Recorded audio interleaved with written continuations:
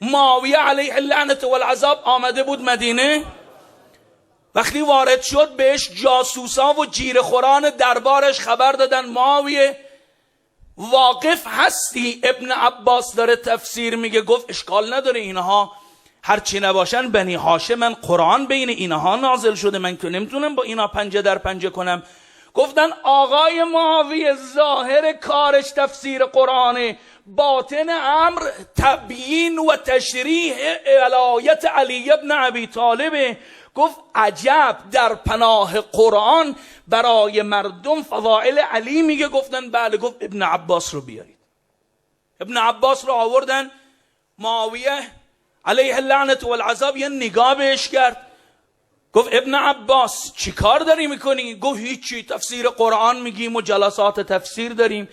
گفت تفسیر قرآن عیبی نداره، ولی حق نداری از علی ابن ابی طالب دم بزنی، حق نداری فضائل علی برا مردم بگی. جناب ابن عباس رو کرد به معاویه. گفت معاویه یه سوال ازت بپرسم. گفت بفرمایید.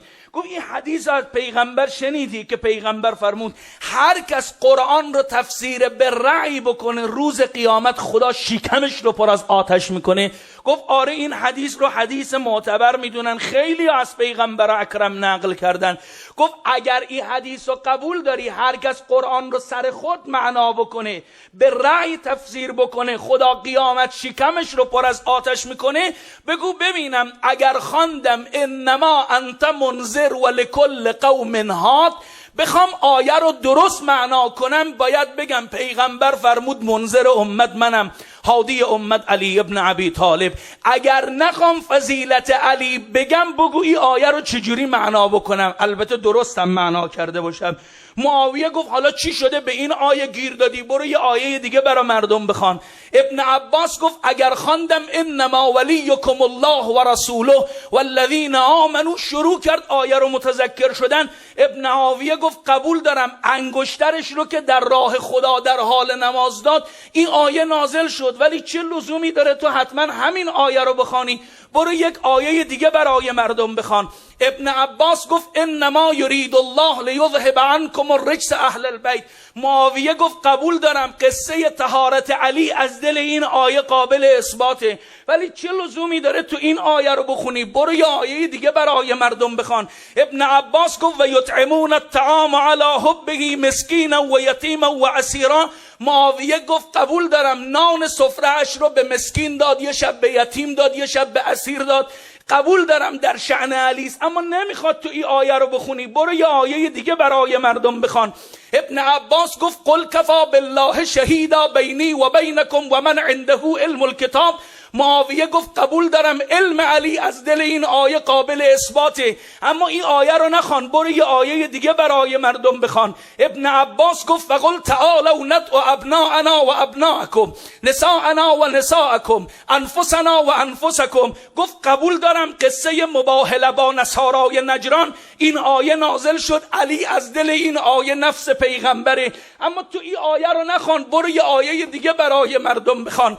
ابن عباس رو کرد به معاویه گفت اما یتساءلون عن النبأ العظیم الذی هم فیه مختلفون. معاویه گفت قبول دارم نبأ عظیم به تعبیر پیغمبر علی است، اما تو این آیه رو نخوان، یه آیه دیگه برای مردم بخوان.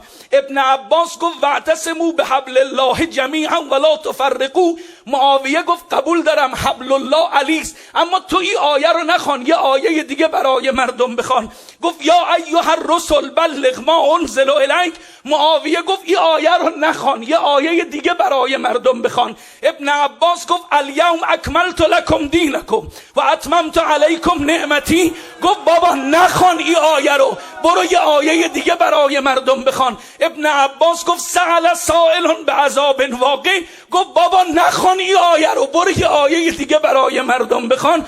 گفت من کجای قرآن بخوانم که شرح منزلت علی نباشد؟ معاویه گفت بخوان اذا زلزلت الارض زلزالها. گفت متاسفم معاویه، گفت چرا؟ گفت این آیه هم شرح منزلت علی است. گفت علی تو دل این آیه دیگه چی کار میکنه؟ گفت مگه نشنیدی بعد پیغمبر سالی گذشته بود، زمین مدینه دچار زلزله شد، میلرزید و آرام میشد، همه وحشت زده از خانه ها خارج شده بودن، یک باره همه دیدن امیرالمؤمنین هم به در آمد. با رسیدن علی به جمعیت زمین شروع کرد به لرزیدن. علی این آیه رو تلاوت کرد، اذا زلزلت الارض زلزالها. بعدم پاشو محکم بر زمین کوبید، فرمود زمین ابو تراب بر تو امر می کند آرام باش.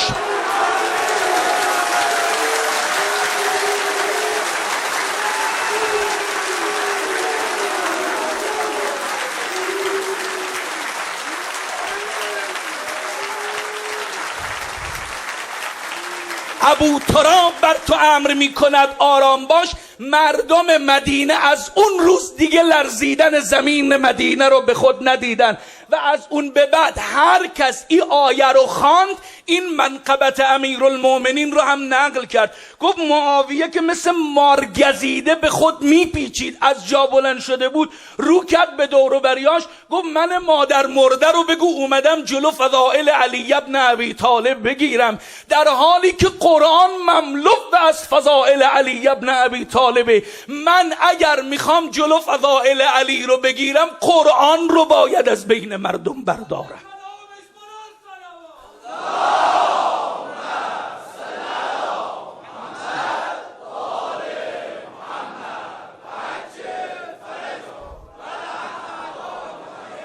عالم همگی سراب و آب است علی، عالم همگی سراب و آب است علی، خارند همه گل گلاب است علی. آدم ز تراب یافت خلقت، آدم ز تراب یافت خلقت، اما این است عجب که بو تراب است.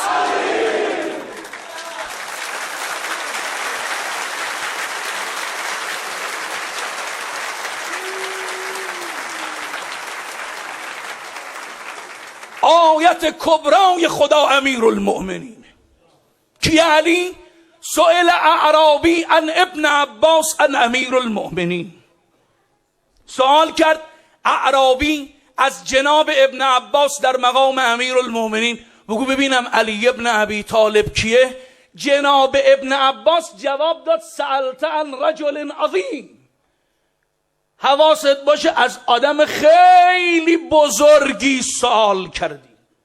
یحب الله و رسوله و یحبه الله و رسوله، او کسی است که خدا و رسول خدا را دوست می‌دارد، خدا و رسول خدا هم او را دوست می‌دارند. میخوای بهت بگم علی ابن ابی طالب کیه؟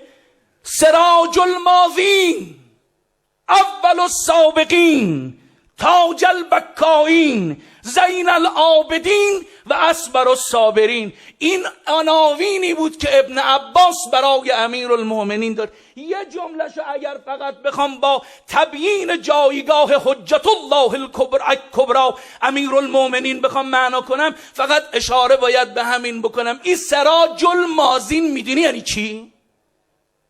گفت همه نشسته بودن پیش پیغمبر، یک باره دیدن یه موجود عجیب الهیکل اومد تو مسجد، همه وهمشون گرفت. پیغمبر فرمود هیچ کس نترسه، با شما کار نداره، مقصودش منم.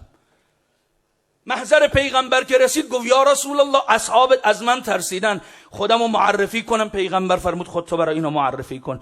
گفت رو کرد به اصحاب پیغمبر، گفت اسم من حام ابن حیم ابن لامس ابن ابلیسه، از طایفه عجنه و از دسته شیاطینم، از اول حبوط آدم بودم تا همین آلایی که خاتم الانبیا آمدن. برای یه سوال پیش پیغمبر رسیدم.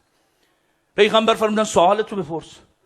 گفت سوال من اینه یا نبی الله یا رسول الله، همین جوری که گفتم از حبوط آدم تا الانی که شما آمدید من مجموعه ایام دنیا رو درک کردم، چون پدر ما ابلیس قسم خورده بود نگذاره آدم و بچه هاش بندگی خدا کنن، ما مأمور بودیم آدم و بچه های آدم رو اذیت کنیم، گمراه کنیم، اینا عبادت خدا نکنن. اما سر به سر آدم ابوالبشر که میذاشتیم یک باره میدیدیم یک آقایی نورانی هویدا میشه. نهیبی بر ما میزد که از ترس نهیب او جرأت نمی کردیم دیگه دوروبر آدم آفتابی بشیم. میگفتیم این پیغمبر بعدیه. شیس نبی آمد پیغمبر بود، اون آقا نبود. شیس اذیت میکردیم، همون آقا می آمد. میگفتیم پیغمبر بعدیه. سام پیغمبر آمد پیغمبر بود، اون آقا نبود. سام نبی رو اذیت میکردیم، باز همون آقا به یاری سام نبی میومد. هر پیغمبری رو که اذیت کردیم اون آقا به یاری اونها میومد. همش میگفتیم پیغمبر بعدیه پیغمبر بعدیه. نوح آمد اون آقا نبود، ابراهیم آمد اون آقا نبود، یعقوب آمد نبود، اسحاق آمد نبود، یوسف آمد نبود، تا الانی که شما آمدید و ایمان داریم که شما خاتم النبیین هستید و بعد از شما هم پیغمبری نخواهد آمد. اومدم سوال کنم اون آقایی که از آدم تا خاتم رو یاری کرده و تمام انبیا رو دادرسی نموده، اون آقا کیه؟ با این ایمانی که یقین داریم شما آخرینید. و پیغمبر فرمود اگر ببینیش میشناسی؟ و بله آقا، به کل عمرم دیدم، بعد الان ببینم نمیشناسم. امیرالمؤمنین سمت راست پیغمبر نشسته بود، سرش انداخته بود پایین، دست برد حضرت زیر چونه امیرالمؤمنین، سر آورد بالا، فرمود یه نگاه کن همین آقا بود یا نه؟ تا حام ابن هیمم چشمش به سیمای امیرالمؤمنین افتاد، مثل سپند رو آتیش از جا پرید، گفت والله قسم حامی انبیا یاور مؤمنین نبود الا همین جوونی که کنار شما نشسته. این کیه یا رسول الله؟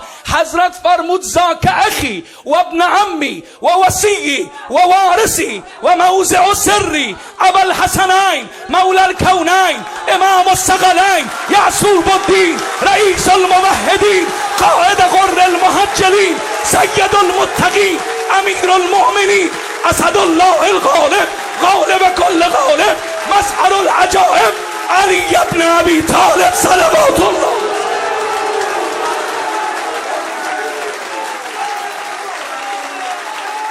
علیست عقل را آینه دار است، عقل را آینه دار است، عقل را آینه دار است، عدل را پای گذار است. صد چو یوسف نمکین است، استخوان بندی دین است. شاه ملک و ملکوت است، بهترین ذکر قنوت است. طی راه نبوی کرده، کعبه را هم علوی کرده. معنی سر نهان است، امپراتور جهان است.